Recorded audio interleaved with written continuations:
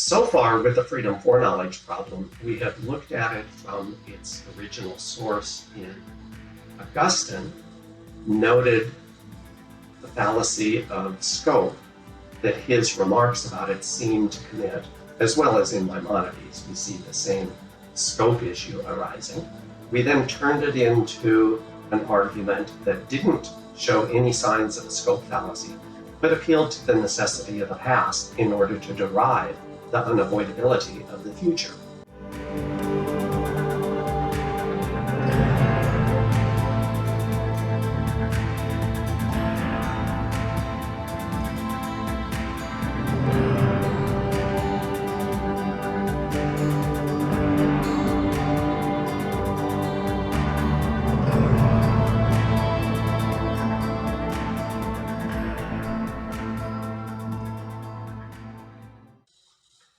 Turns out that argument was tendentious because it looks like if the theological grounds for fatalism generate support for that conclusion, we have logical grounds as well. So is there a way to separate them? Suppose you think the logical fatalism argument should be rejected, but that leaves open whether or not we're supposed to endorse the theological one. What are you supposed to make of that? Especially if you go with Occam and you think there's a difference between hard and soft facts about the past. Suppose you're firmly on the side of rejecting the argument for logical fatalism. You're still wondering about the theological fatalism argument. The Occam response might give you a way of resisting the argument, but it can't be decisive because you can't apply the hard-soft fact distinction except in cases that aren't controversial, like Caesar crossed the Rubicon. Okay, that's over. It's over and done with. Nothing to say about it. But you already agreed that the claim yesterday, it was true that tomorrow it will rain, isn't really a claim that is over and done with and completely about the past. So then it remains an open question.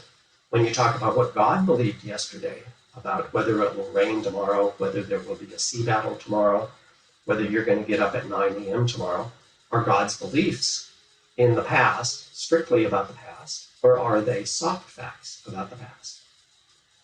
What you do is you look for further explanations. Is there any way of explaining or accounting for how God could have knowledge of the future and yet his knowledge of the future not constrain it? Now, there is a position that's intermediate between the two extreme positions. So let's talk about what the extreme positions are. On the one side are Calvinists and probably Thomists, who call themselves theological determinists.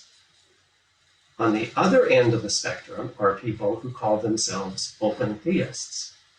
The determinists and the open theists agree.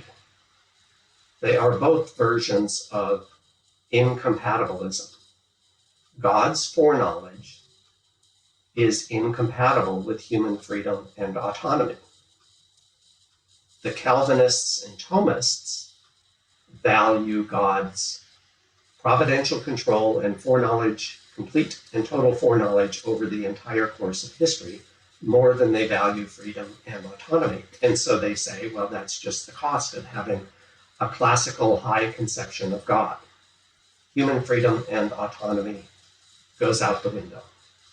Open theists, on the other hand, tout the value of autonomy and freedom enough that they say the God of classical theism can't be the correct account of the nature of God.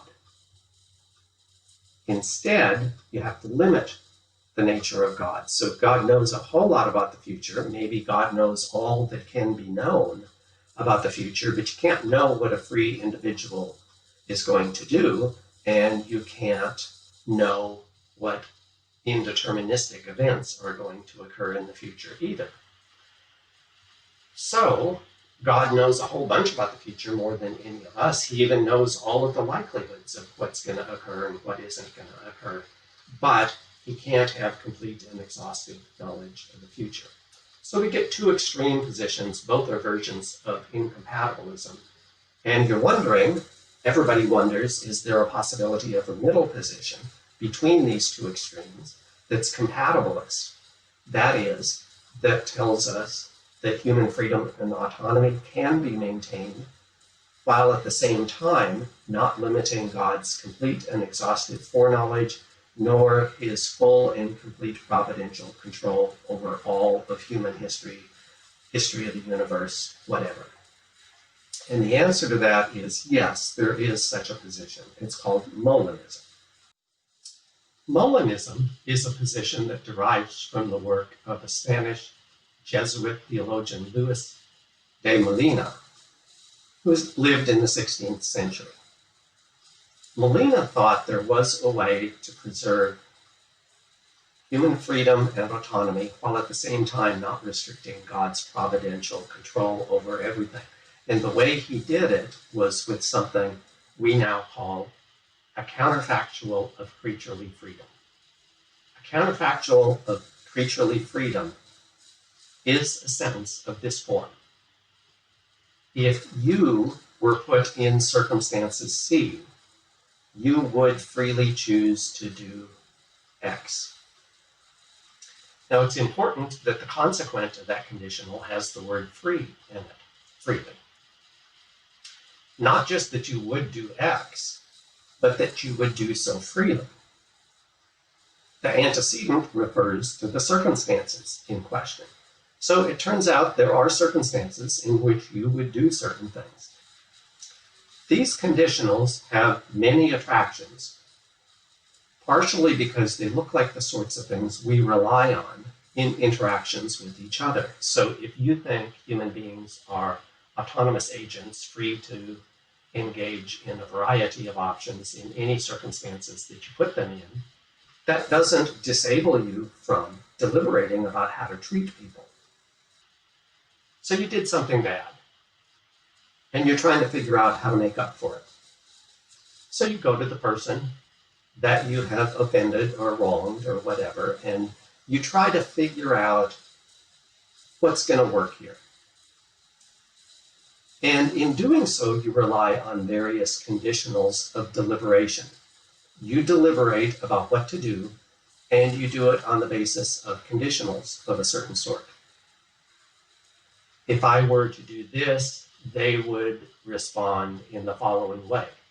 If I were to do this other thing, they'd respond in an even worse way. So you use these conditionals in trying to figure out what to do to solve interaction problems with other individuals that you assume will respond freely and not in a coerced, compulsory fashion. Notice the kinds of conditionals that I used were conditionals that used the language of were and would. If I were to do this, they would do that. Now, you didn't have to use conditionals like that. You could use simple indicative conditionals to deliberate as well. Suppose you've offended your oldest son. He's 17 years old, and so you think, if I bring him home a Lamborghini, he'll probably get over this. Now, you're not going to bring him home a Lamborghini. At least I'm not bringing anybody home a Lamborghini. But it's a pretty obvious truth. If I give you a Lamborghini, you'll probably be happy. Right, so there are ways of deliberating. They use conditionals. Molina thought the kinds of conditionals that are relevant to the freedom-foreknowledge problem are conditionals of creaturely freedom, and those are in the were-would arena. And they have a freedom notion built into the consequent.